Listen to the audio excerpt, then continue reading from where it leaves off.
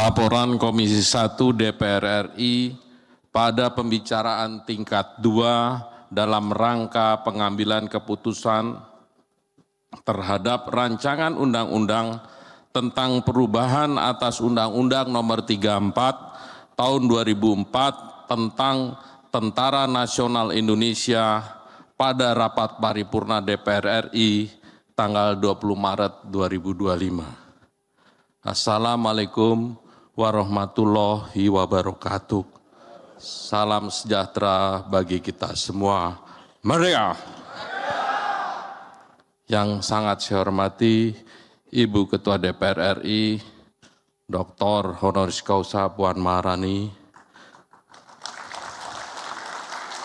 para pimpinan DPR RI, seluruh anggota DPR RI yang terhormat, Menteri Pertahanan Republik Indonesia, Menteri Sekretaris Negara Republik Indonesia, Wakil Menteri Keuangan, kemudian yang mewakili Menteri Hukum, para Panglima TNI, beserta seluruh para kepala staf dan jajaran.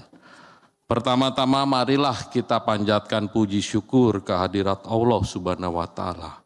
Karena atas rahmat dan karunia-Nya, pada hari ini kita dapat hadir dalam rapat paripurna DPR RI untuk mendengarkan laporan Komisi 1 DPR RI mengenai hasil pembahasan rancangan undang-undang tentang perubahan atas Undang-Undang Nomor 34 Tahun 2004 tentang Tentara Nasional Indonesia. Perkenankan kami menyampaikan laporan hasil pembahasan RUU tentang perubahan atas Undang-Undang Nomor 34 Tahun 2004 tentang TNI dalam 3 pokok pembahasan, yaitu 1. Aspek legalitas formal proses pembahasan. 2. Substansi materi rancangan undang-undang atas Undang-Undang Nomor 34 Tahun 2004 tentang Tentara Nasional Indonesia. Dan 3. Pelaksanaan fungsi pengawasan dan anggaran Dewan. Pertama, mengenai aspek legalitas formal, proses pembahasan RUU TNI dapat kami sampaikan sebagai berikut.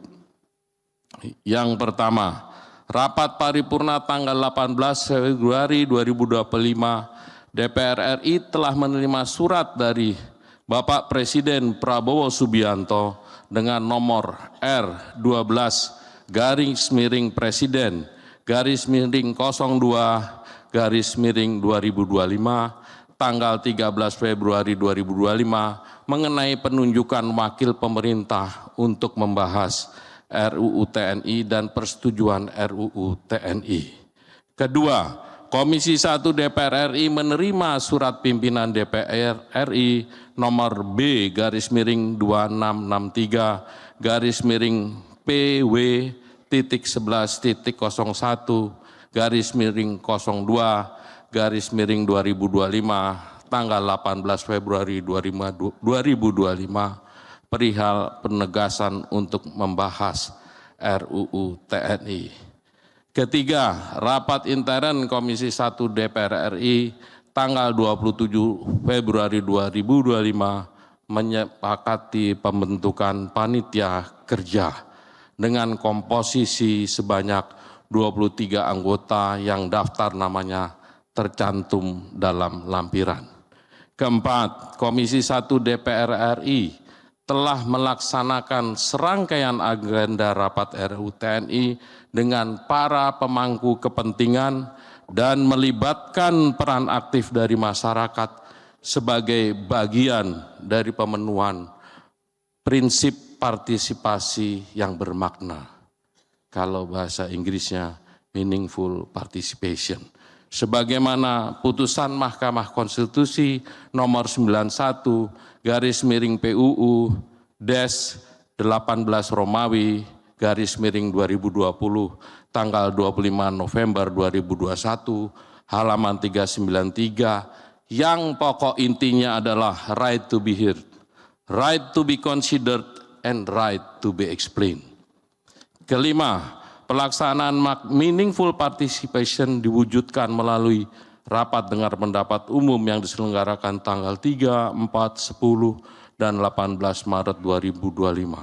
RDPU tersebut bertujuan untuk memperoleh masukan terhadap substansi revisi undang-undang, yaitu dengan pakar dan akademisi, mulai dari Mayor Jenderal TNI Rodon Pedrason, ini orang Indonesia hanya namanya kayak Spanyol, kemudian Tengku Reza Shah, dan kemudian Dr. Kusnanto Anggoro, dengan lembaga swadaya masyarakat, setara dan imparsial, dengan Persatuan Purnawiran Angkatan Bersenjata Republik Indonesia yang dipimpin oleh Jenderal TNI Purnawirawan Agung Gumelar, Koalisi Masyarakat Sipil untuk Reformasi Sektor Keamanan.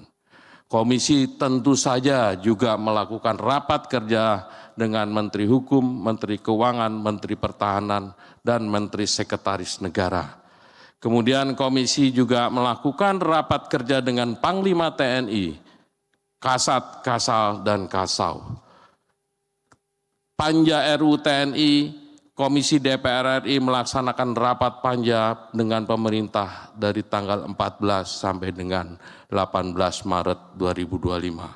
Dan yang terakhir, komisi melakukan rapat kerja dalam rangka perundingan tingkat 1 dengan Menteri Hukum, Menteri Keuangan, Menteri Pertahanan, dan Menteri Sekretaris Negara pada tanggal 18 Maret 2025.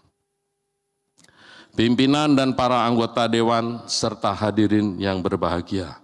Selanjutnya kami akan menyampaikan bagian kedua dari laporan ini, yaitu pembahasan mengenai substansi materi RUU ini.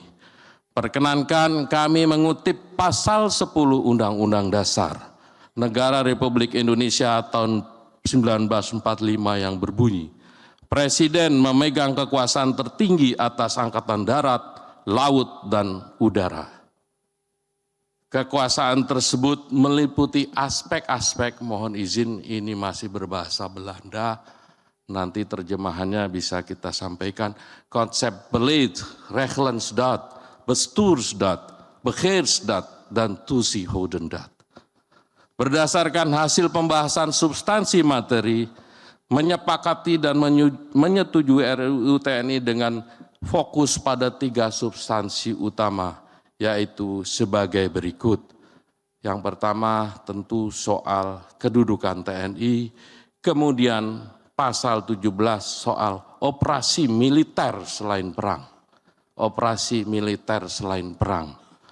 Memang operasi militer untuk perang ini makin mudah-mudahan tidak pernah terjadi, supaya kita semua tidak dalam situasi yang sulit. Pasal ini menambah cakupan tugas pokok TNI dalam OMSP dari semula 14 menjadi 16. Penambahan 2 tugas pokok dalam OMSP itu meliputi membantu dalam upaya menanggulangi ancaman pertahanan siber, dan yang kedua membantu dalam melindungi dan menyelamatkan warga negara serta kepentingan nasional di luar negeri. Kedua, pasal 47 terkait dengan penempatan prajurit TNI pada kementerian dan lembaga, sebagaimana diketahui bahwa prajurit aktif dapat menduduki jabatan di beberapa kementerian dan lembaga yang semula berjumlah 10 menjadi 14. Berdasarkan permintaan pimpinan kementerian, lembaga, dan dengan tetap tunduk pada ketentuan peraturan administrasi yang berlaku di lingkungan kementerian dan lembaga tersebut. Di luar penempatan pada 14 kementerian lembaga yang telah disebutkan, TNI dapat menduduki jabatan sipil dengan catatan harus mengundurkan diri atau pensiun dari dinas aktif keprajuritan. Ketiga, Ibu Bapak, inilah keadilan. Di pasal 53 kita menambah masa dinas keprajuritan. Pada pasal ini mengalami perubahan masa bakti prajurit. Masa dinas yang selama ini diatur usia paling tinggi 58 bagi perwira, dan 53 tahun bagi Bintara dan Tambatama mengalami penambahan sesuai dengan jenjang kepangkatan. Kami menegaskan bahwa perubahan Undang-Undang Nomor 34 Tahun 2004 tentang Tentara Nasional Indonesia tetap berdasarkan pada nilai dan prinsip demokrasi, supremasi sipil, hak asasi manusia, serta memenuhi ketentuan hukum nasional dan hukum internasional yang telah disahkan. Pimpinan dan para anggota Dewan serta hadirin yang berbahagia. Sebagai bagian ketiga laporan ini, kami akan menyampaikan pelaksanaan fungsi DPR, yaitu fungsi pengawasan dan anggaran. Efektivitas implementasi suatu undang-undang sangat bergantung pada pengawasan objektif terhadap norma yang telah dirumuskan. Pelaksanaan undang-undang memerlukan dukungan penganggaran yang terukur untuk mewujudkan norma-norma tersebut. Sebagai contoh, implementasi batas usia pensiun sebagaimana diatur dalam pasal 2 Romawi perlu dihitung secara cermat implikasinya terhadap anggaran pendapatan dan belanja negara tahun 2025 dan tahun-tahun berikutnya, dan dalam simulasi tidak memberatkan. Yang terhormat pimpinan dan para anggota Dewan serta hadirin yang berbahagia, pada kesempatan ini perkenankanlah kami menyampaikan apresiasi, mengucapkan terima kasih dan memberikan penghargaan yang setinggi-tingginya kepada satu, pimpinan dan anggota Komisi 1 DPR RI. Boleh tepuk tangan nih buat teman-teman. Kedua, Menteri Pertahanan Republik Indonesia. Beliau usianya udah tua and 70 tapi jasnya neces terus.